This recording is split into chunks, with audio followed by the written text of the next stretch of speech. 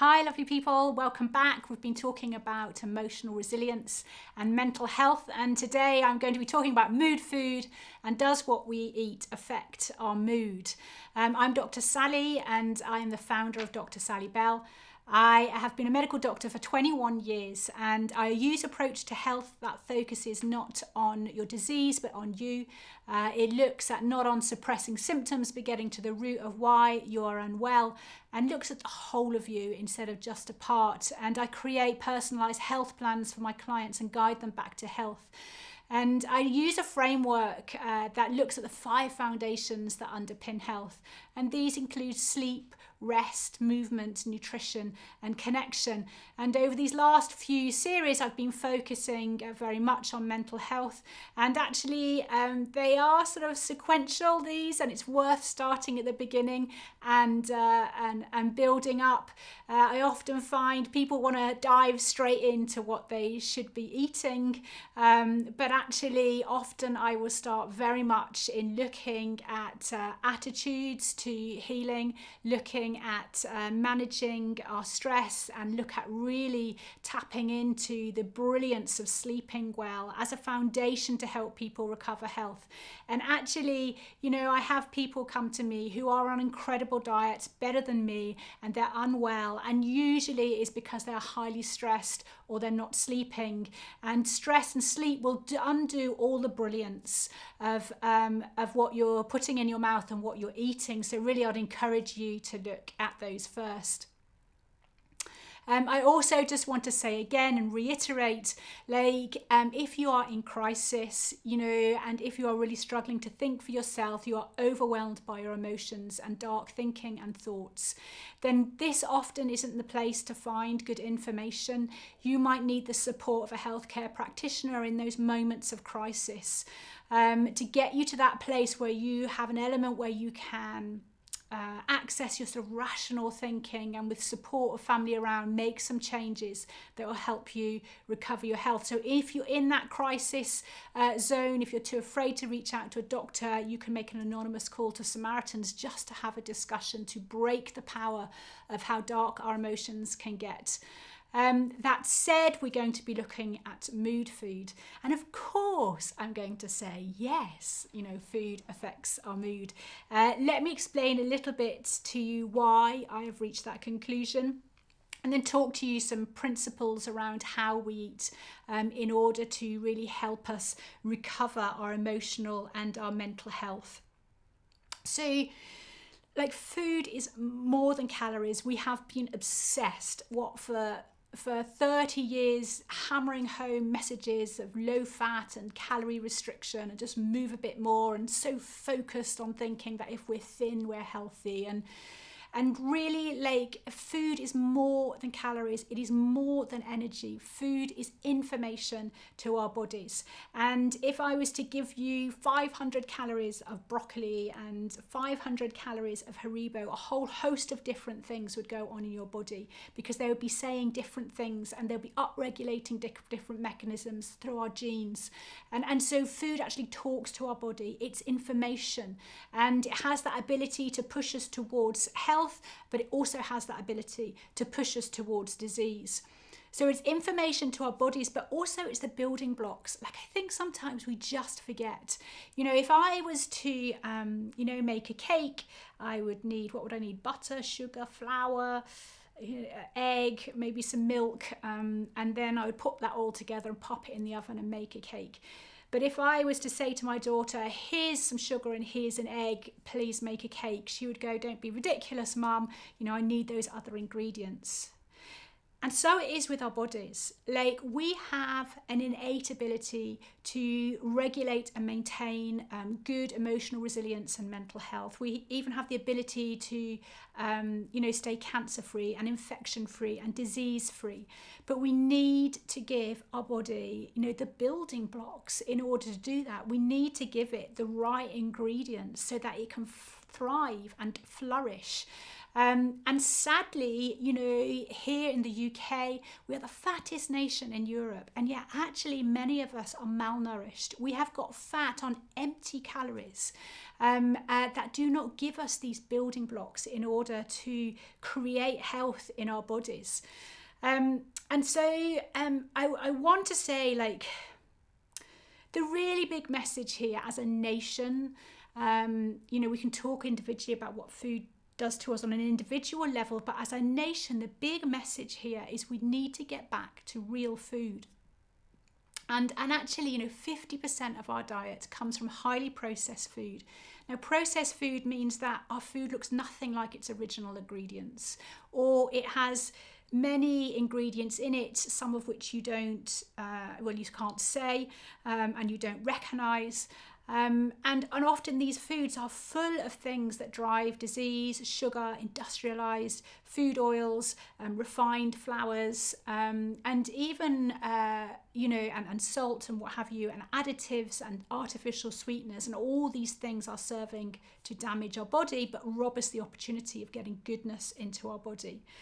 So that's the take-home message. If there's one place to start, it's just thinking about, how do I get some of that processed stuff out? Think about what you're drinking. The number of my clients and patients that are using energy drinks and too much coffee and pop, and often they think by opting for the diet version they're doing themselves a favour, but artificial sweeteners are doing us no favours. I don't have time to talk about that now, but sometimes it's just opting for drinking water, or if you don't like the taste of water, fruit teas and dilute squash, and just getting some simple things that are good for us. And then it's just maybe swapping that chocolate bar for a handful of nuts. It may be just one meal a day, looking at introducing some natural foods like vegetables, or just some simply cooked meat, and getting away from junk food, getting away from fast and highly processed food is the biggest winner as a nation, way before we get into any more of this stuff.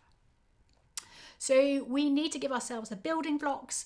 Our food is not just calories, it's giving us information, it's talking to our body and has the potential to help us get back to health. And the big message is just about getting back to real food. But let's just focus on a few principles. Now, you can find these on my website under my resource section. There's a little cheat sheet with all of them on. If you forget what I say, go back and download that and stick it on your fridge just to help you get thinking about food in a different way. But let me just talk a little bit. We talk a lot about macros. Macros are our fat, our carbohydrates, and our proteins, and we're obsessed with it. Especially when I do teaching in the fitness world, it's all about macros. But actually, our body needs a whole host of incredible, amazing minerals and vitamins and phytonutrients and all these lovely plant chemicals.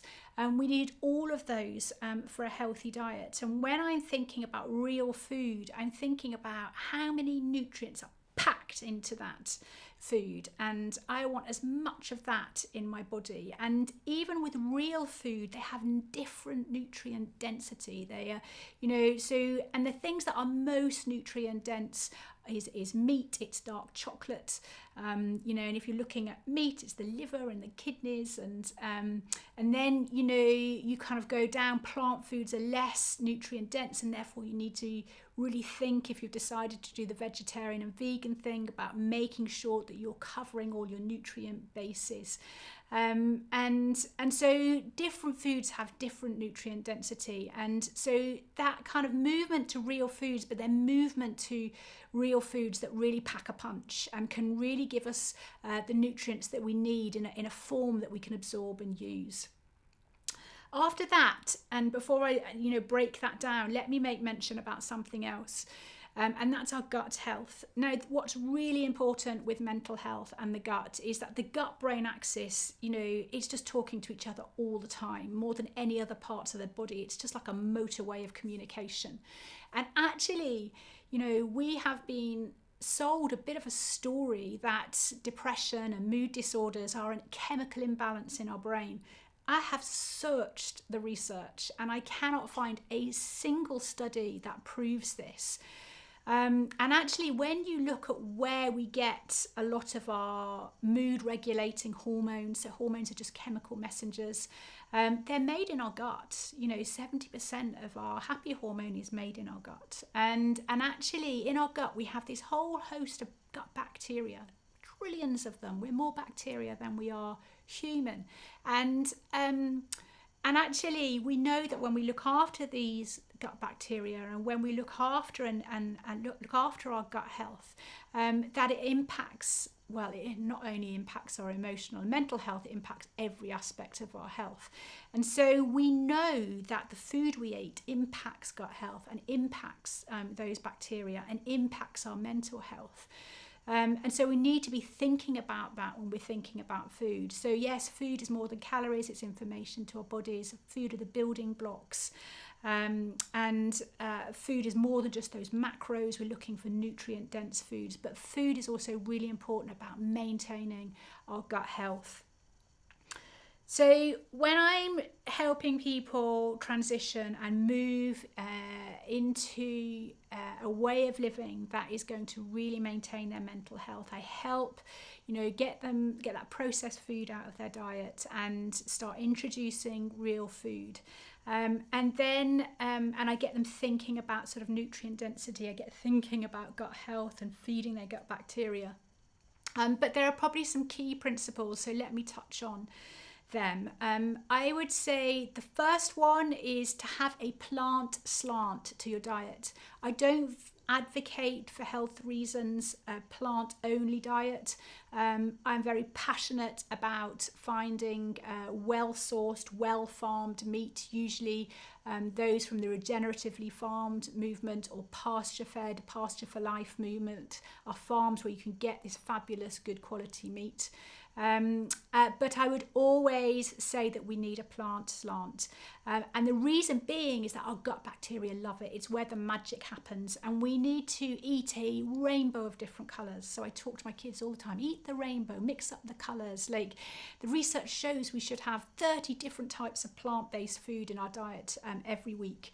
And sometimes I do a competition with my kids to see, who can get there first. But on a daily basis, we need exposure from this. And the number of people that I meet, they're not even, meeting their 5 a day. And really 5 a day is the bare minimum which we can survive on. And actually, I think probably 70% of what should be on our plate should be plant-based. So having that plant slant and eating the rainbow. I think, we need to consider that sugar really wreaks havoc with mental health. It really does. And sugar in the form of, the white stuff that we put in our tea, the hidden sugars in our yogurts and our cakes and our pastries and a lot of our processed foods. But also, anything made with flour, so your bread, your pastry, your pasta, are simple sugars as well. And the issue is that sugar is toxic to our bodies. And I won't talk about everything that it damages and how hard the body tries to control it. But when you think about mental health, it really can set you on a spiral of high and low sugars. And while high sugars will, kill us in the long term, low sugars are really life-threatening, and your body, because it's worried that your sugars are going so low, then kicks in the stress response to be able to bring them up. And then you get onto this terrible yo-yo where it's affecting you emotionally. And when you kind of hit that kind of low sugar, a couple of hours after you've had your Mars bar, or probably an hour, you're then reaching for the next sugary thing to resolve that jittery feeling that you're feeling. And the key thing is, if you can't get rid of the sugar, start introducing some good stuff. If you can't get rid of the bad stuff, just at least side by side, start getting some of the good stuff in there too, to be able to maintain those sugars in your bloodstream throughout the day. And so, if you can't stop the sugary snacks, then introducing, the good fats, introducing, the diverse array of sort of vegetables, introducing good sources of protein alongside that will really help. And actually, it's usually a real winner with my patients. When they come off that stuff and they come off sugar and bread and the sugary drinks and and the sugar from alcohol, like they're amazed at their clarity of thinking. It takes time to get people off that, but often they never want to go back. I would say that the next point would be we have to befriend fats. We have hammered onto you that fat is bad and fat makes us fat. It's rubbish. Those health messages are rooted in rubbish science and just don't have a standing. And fat is utterly essential to every aspect of our health. Yes, it stores energy, but also it's important for our immunity, but it's particularly important for our mental health. 60% of our brain is made up of fat, and a large majority of those fats are something called EPA and DHA, and the easiest way to get those is having small oily fish in your diet 3 or 4 times a week. And if you are vegetarian or vegan, in my house I have a vegetarian, and I have one of my daughters who hates fish so much. When she ran away from the goldfish, she managed to crack her window and nearly go through it. So what I do in my household is that I supplement with fish oils every day. But we need to befriend fat. It fills us up. It's really important for our brain and our mental health. But it's really important that you get the right type of fats. Again, there's a cheat sheet on my website about what fats to eat liberally, what fats to avoid, and what fats to cook with. And I'd encourage you to go and have a look at that. But the headlines are: get industrialized seed oils. So that's your sunflower, your safflower, anything in a recipe that says vegetable oil. Get those out of your diet. They're highly inflammatory and they aren't nutritious. They were never part of our normal diet. The whole flora thing, again, is just rooted on awful science. It was a great marketing thing. And adopt those more natural fats. You know, your coconut oil, your lard, your tallow, olive oil is wonderful cold. You know, just eat it by the spoonful. It's great. Put it on everything. So fats are really important. So what have I said? Plant, slant, eating the rainbow. I've touched on the need to denormalize sugar, so just keeping it as that treat.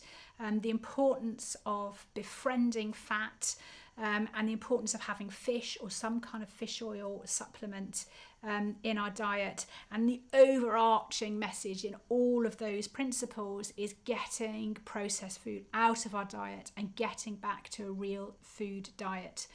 Then finally, let me just comment on the importance of where our food comes from. And really, if you are at the beginning of this journey and you are just making those moves of getting out of eating a lot of processed food or sugary food, and you're just introducing real food, I prefer that you just stay on that journey. And you know, as much as I believe in what I'm about to say, it can make it inaccessible to a lot of people at the moment. And what I want to say is that how our food is grown, the agrochemicals that they are using to grow our crops, our soy, our grains, our market vegetables, to grow our chickens and to grow our meat, they are damaging our health. They are damaging our gut microbiome, and they are absorbed into our bloodstream, and they are interfering with our communication molecules, our hormones, and confusing us and driving disease. And so if you are in a position where you've already transitioned to a whole food diet and you've done some of the principles I've talked about, and you can afford to, because sadly, you know, the issue is a lot of these things can be unaffordable, then you need to start thinking about organic or regeneratively farmed meat and getting away from intensive farming. Not only do you have the issue of the agrochemicals and the antibiotics that get into us, but also the issue that a lot of these foods now, because of the way they're farmed, don't have the nutrient density that historically they did. There are great fruit and veg boxes locally that you could probably look up and tap into. There are I'm constantly blogging and visiting farms throughout the UK that are regeneratively farming and organically farming. So go on my social media and just have a scroll through and see, or actually on my blog, on my website, I've written quite a bit on where to get good meat and what have you. So use that as a resource. So gosh, I've said a lot. I hope I haven't confused you. I think the big message is just get back to real food. Recognise and understand that what we eat does impact disease and mental health, and start thinking about that. And then hopefully just some of those principles will help you transition towards having better mental health and restoring our emotional resilience. And that said, that foundation has to be fitted into good sleep, good stress, moving, connecting well. So I hope that's helped. Please, any questions, if I have confused you or I haven't been clear, then just pop a question to me, because I really want to make sure that this is clear. My heart is to equip you and help you in your journey towards health. And it's a joy. It's what I love doing. I love teaching. So I love your questions. Have a great day. Be blessed. Next time we'll be finishing with those final 2 foundations, where I'll be looking at the role of movement and the role of connection, the glue that holds it all together, as I say. So have a great week. Bye.